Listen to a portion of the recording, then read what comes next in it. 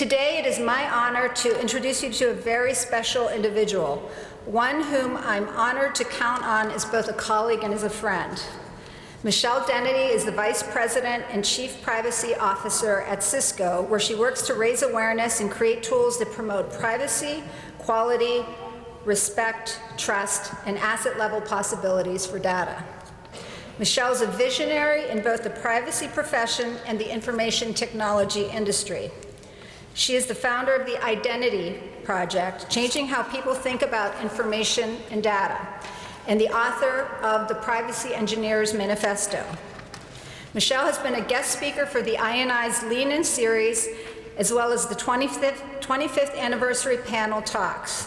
She has also taught as an adjunct instructor for the INI at our Silicon Valley campus. How many of you took her course? There we go. Please join me in welcoming today's speaker, Michelle Dennedy.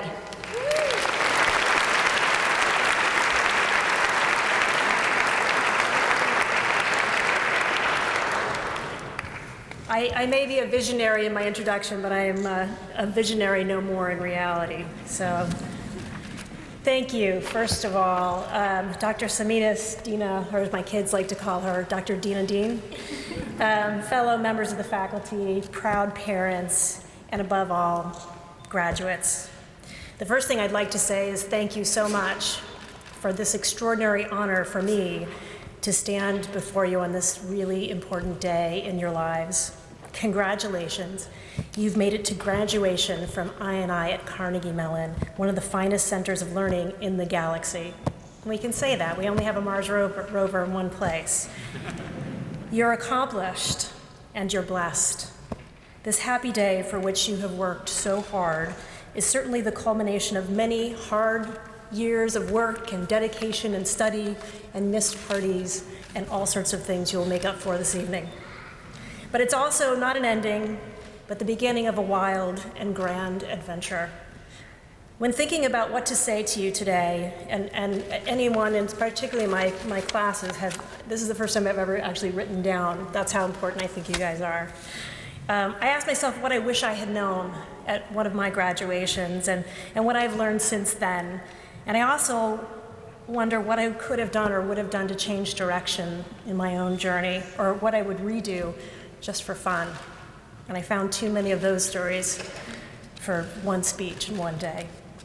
When I think back on my own graduations and all the millions of stories and journeys upon which I've embarked or merely just survived, I keep wandering between this exquisite tension between extreme privilege, being here today, being supported by these people around you, getting through the program, winning, and the equally large responsibility debt incurred by that very privilege. Not unlike the combined responsibility and privilege I have in speaking to you today.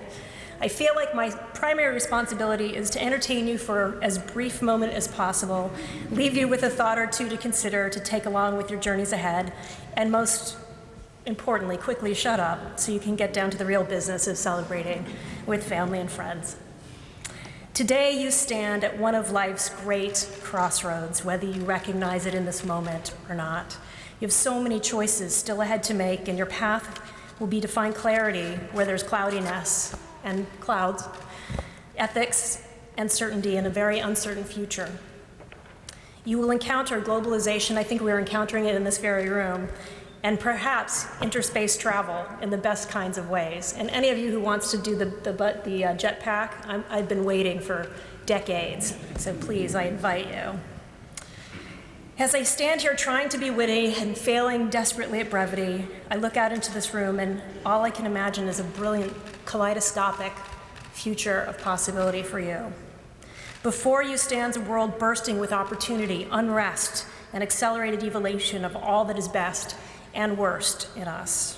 This is an incredible time in the world to be graduating because there's so much exciting change, particularly in the technology space. It seems almost impossible to imagine, but it was only about 25 years ago that the first web page was even published. Your generation is the first fully connected generation the world has ever known. In your lifetime, the internet, smartphones, video everywhere, and social media have rocked the world and changed everything from family life, presidential races, God help us, in the United States, activism, government, entertainment, reporting, and most certainly business. And best yet, this generation seems to believe that there is a better way, a way to make life easier, faster, more flexible, more mobile, more efficient, really to make the way we interact with the world more personal, inclusive, and intuitive. We know that change and evolution are two inevitable things about technology, and for that reason, all of you have been likely preparing for future professions that don't even exist today, like my own. The privacy profession didn't even exist when I was sitting where you're sitting today. Moreover, in your careers, you will quite likely find yourselves tying together concepts that people have never considered were joined or conjoined before. And you'll have the opportunity to use your brilliance and your creativity to invent your own jobs and chart the very future of technology. So I see tremendous potential for those of you who are resourceful enough to recognize and adapt to the near constant change I see in the world. Thinking back on myself as a graduate student many decades ago, we won't talk about that. I remember feeling so sophisticated at the time. Now, years and years and years later, I see my own students, 3 of my privacy engineering students, who are all clearly so brilliant, but at the same time have a youthful fragility that is wonderful and should be celebrated.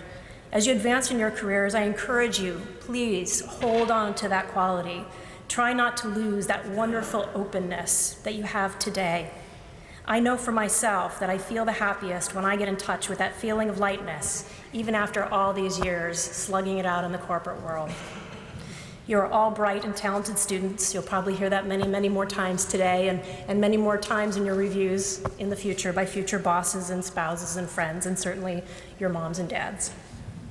You're highly specialized and have been and will be sought after by the top companies and governments of the world.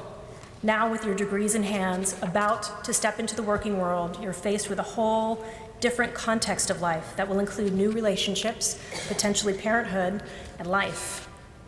So you're balancing your academic expertise with new life challenges, and I remember being at the same juncture and launching into a life that has been a process of discovery that has traversed law, sales, policy, design.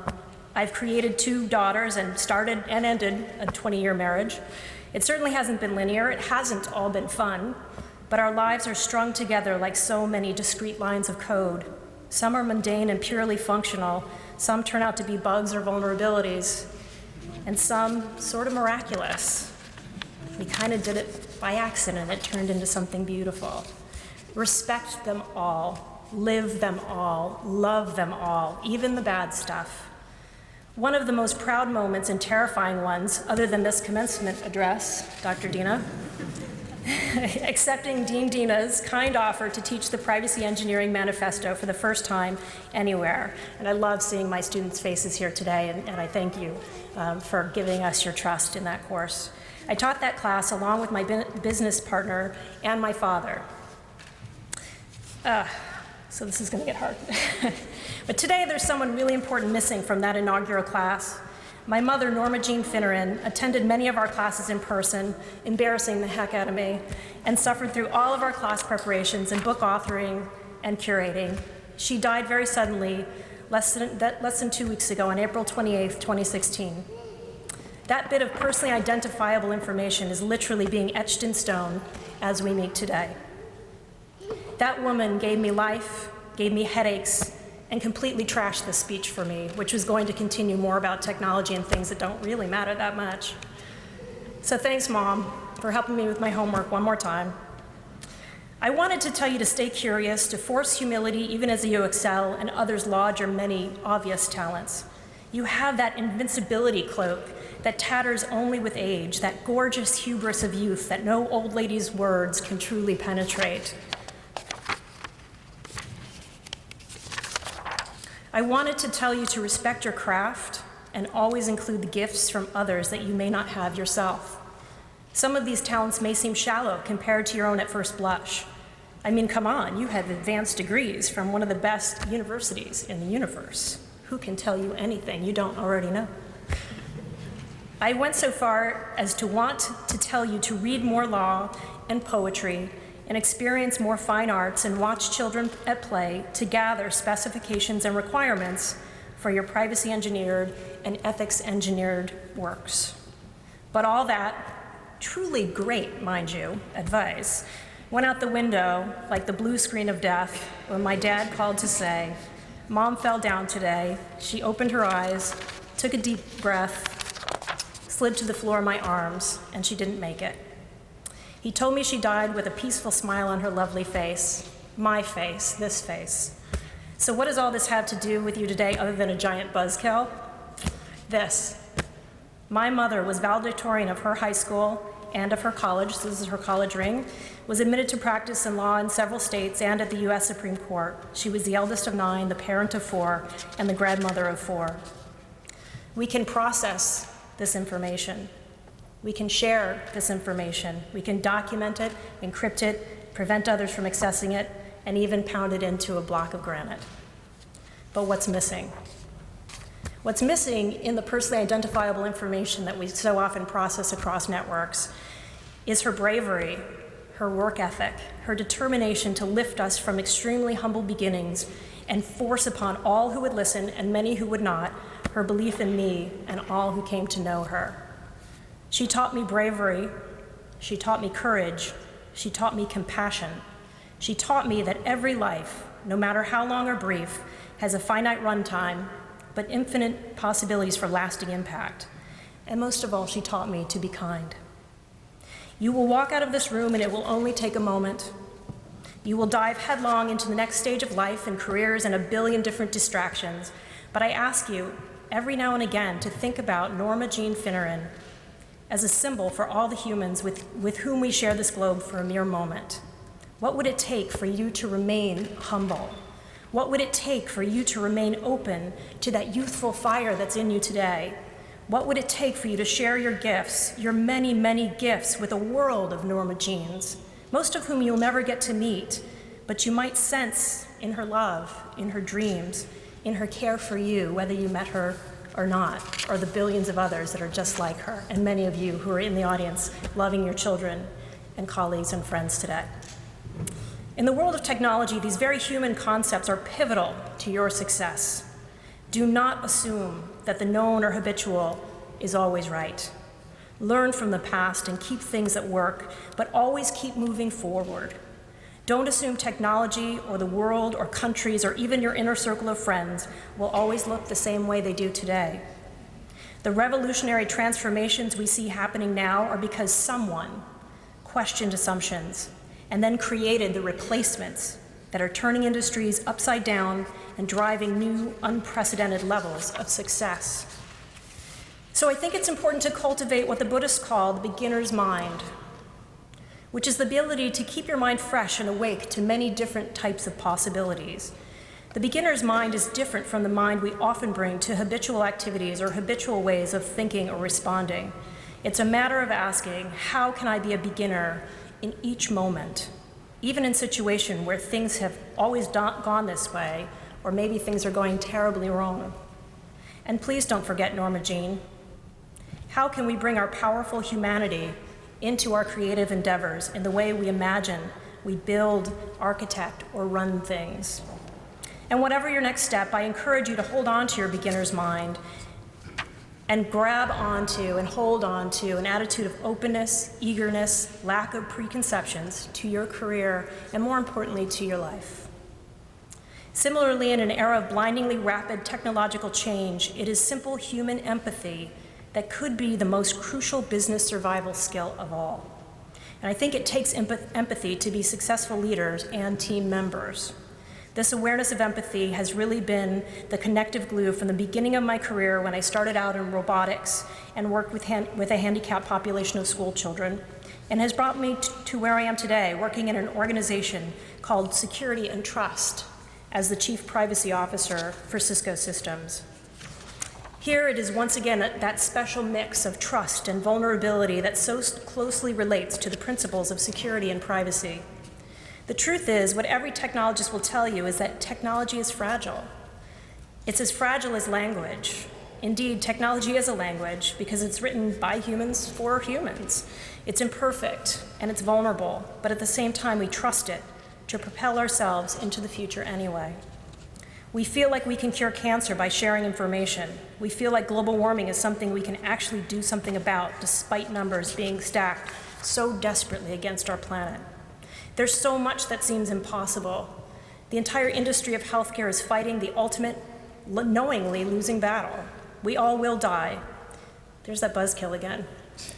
So there's that vulnerability and trust, the kind of balance of yin and yang, of youth and wisdom, and the beginner's mind, where a middle-aged woman such as myself begins yet again. My hope for you is that you will preserve that little light of who you are today, and on the day that you're receiving a degree from a place like Carnegie Mellon, I&I, here you are at the highest level of achievement, having earned this amazing honor. They wouldn't have let me in here as an undergraduate. Little secret. My fervent wish for you is that you will preserve the knowledge that you can achieve great things, but still strive to remain humble and create a respectful environment that engenders trust in yourself and others. That's the critical piece of advice I try to give myself as well. My final thought, and it is actually the final thought, I told you brevity, but it's really not my jam. My final thought is about embracing and remaining mindful of change. Disruption is a trendy word in business and technology right now, and I have certainly grown from disruption. But if I can prevent harm also, the old rules like do unto others as you would have others do unto you still apply. It's about garbage in, garbage out, looking at values, going into the systems that we create, and what comes out on the other end of those systems. Beyond being merely disruptive, we can be collaborative, creative, magical, beautiful, and maybe even loving. And I think those things are lasting, even more lasting than a date and a name that's etched in stone. I will leave you with the words of the French philosopher Jean-Jacques Rousseau, who said, "In the final analysis, it is our most basic common link that we inhabit this small planet. We all breathe the same air, we all cherish our children's future, and we are all mortal. So as you graduate from this elite school and take your place amongst the movers and shakers of your field, I truly hope you will continue to reflect on the dueling concepts of gladness for this beautiful, blessed, and great privilege, and the sometimes burdensome responsibility that you have to create lasting, positive impact on an intergalactic scale while nurturing that little light inside of you. Don't waste a moment of it, just live. I wish you all miraculous lives and careers, and thank you very much for sharing your day with me. Thank you so much.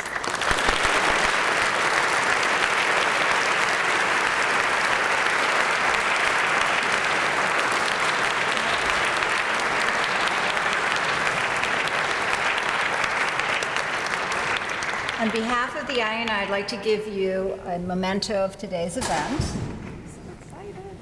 See if I can take it out without breaking it. These hats are really uncomfortable. So, this commemorates today's event with your name on it as our graduation speaker with the globe, which I think is fitting. Thank you. Thank you very much for the very touching.